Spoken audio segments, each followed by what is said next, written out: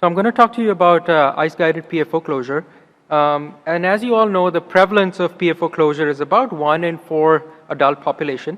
However, the prevalence in patients having ischemic stroke is a little higher.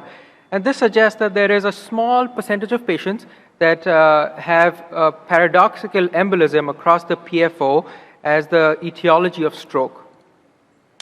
Now, there is some literature to suggest that counting bubbles that go from the right side to the left side may be a way to estimate the severity of the PFO or the size of the PFO. And I'm personally not a big fan of this technique. I think there's a lot of limitations. It depends on sort of the density of the bubbles that go across.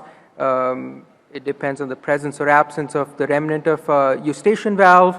And in the end, we're trying to count bubbles in a three-dimensional structure in a 2D plane. And I think all of these have significant limitations in trying to assess the size of the PFO. And before I sort of get to the ICE evaluation of a PFO, let me talk about the different types of PFO anatomy from an interventional perspective. The most common PFO that we'll encounter is a simple PFO. This has the absence of aneurysmal septum. There is usually no long tunnel involved, and the limbus is not thickened. There may be some degree of mobility to the septum, and that may still count as a simple PFO. And in fact, about 70% of mobile or non-prominent aneurysmal septums in the reduced trial were closed with a standard 25 millimeter device. Complex PFO, on the other hand, is an important sort of subtype anatomy that we should be aware of when deciding which is the right device to successfully close this PFO. So an atrial septal aneurysm is defined as a total 20 millimeter excursion of the septum or a 15 millimeter excursion on any one side. If there is a lipomatous hypertrophy of the interatrial septum where the limbus measures more than 15 millimeters, or if there is a hypermobile septum that doesn't quite qualify to measure out as an aneurysmal septum, but is associated with either a long tunnel or a thick limbus. And then at the back of my mind, I'm always trying to keep in mind that I'm not dealing with PFO with small anatomy, because these may be the patients that if you oversize the PFO device, you'll end up with more device than is needed. And this is fairly uncommon, and the most times you will encounter this is typically in young and short-statured females. So I won't belabor on the sort of evolution of data for PFO, but it started out as a humanitarian device exemption, and then it quickly evolved into randomized clinical trials. The first set of these clinical trial data sort of came out in 2013, and these, as you may remember, were all neutral trials. And we realized that there was a significant amount of heterogeneity in these patients, and when you include patients that have all different types of anatomies of PFO, and when you include TIA as well in addition to stroke, then there's a significant amount of heterogeneity, which is perhaps why these trials were negative.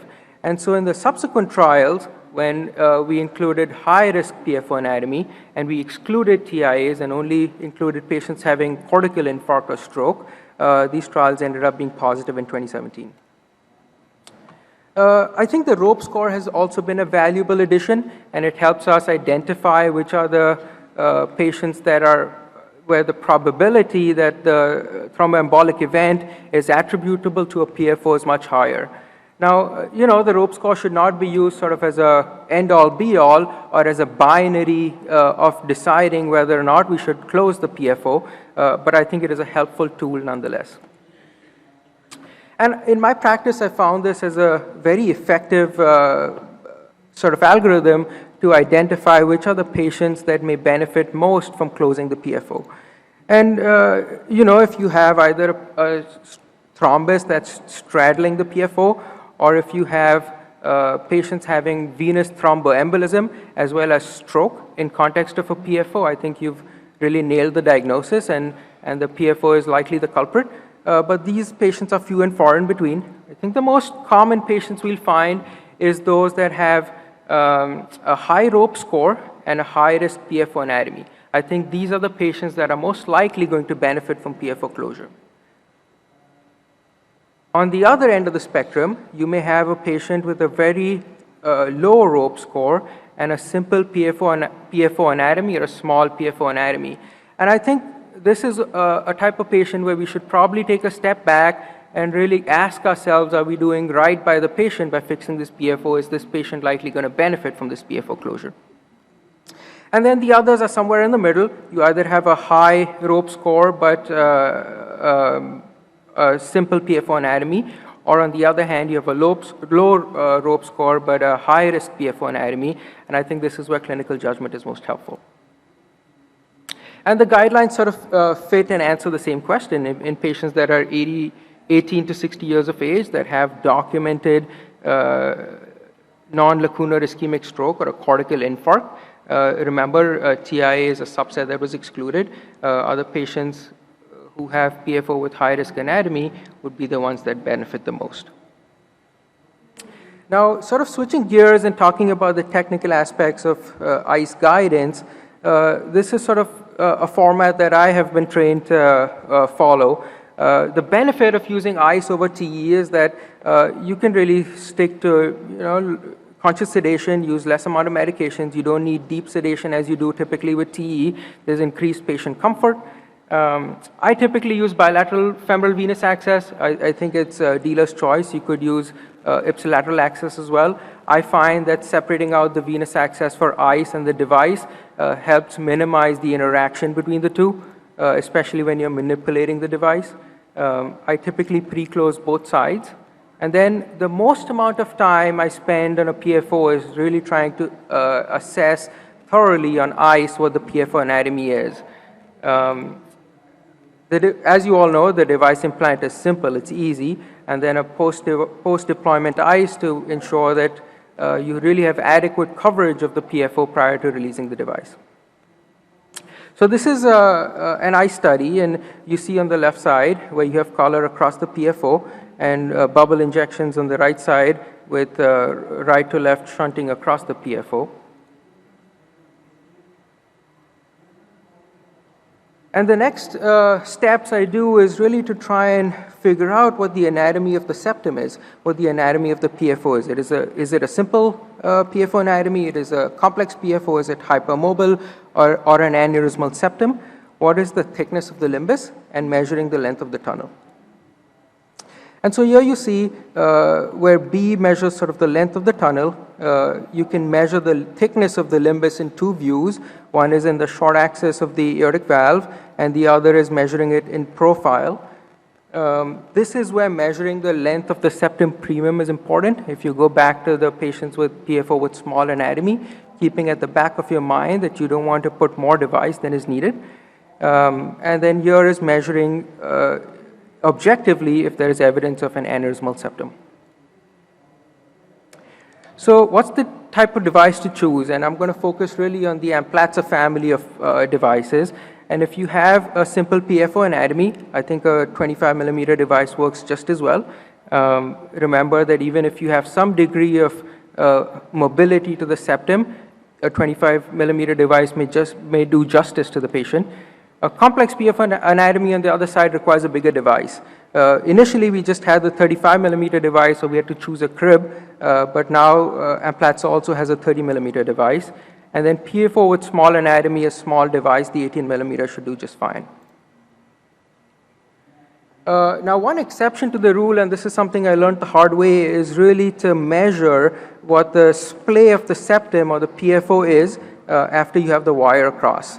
And I think there's some degree of inertia of motion in trying to complete the procedure, especially once we have the wire across.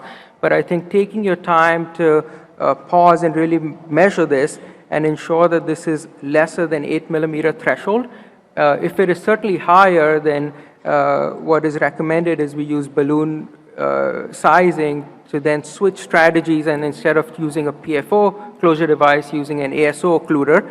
I think the benefit of this is that you get complete sealant coverage, as well as you don't risk potential embolization of the device, especially if this septum splays over 8 millimeters. So this is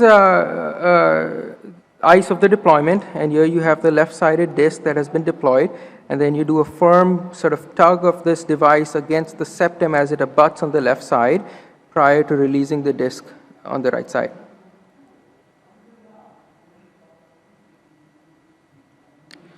And then this is the time to perform a generous tug test. You want this to be a little more forceful. If there is a risk of device embolization, you want this to happen now when the device is still attached to the delivery system rather than after release, and then we have to go on a fishing expedition.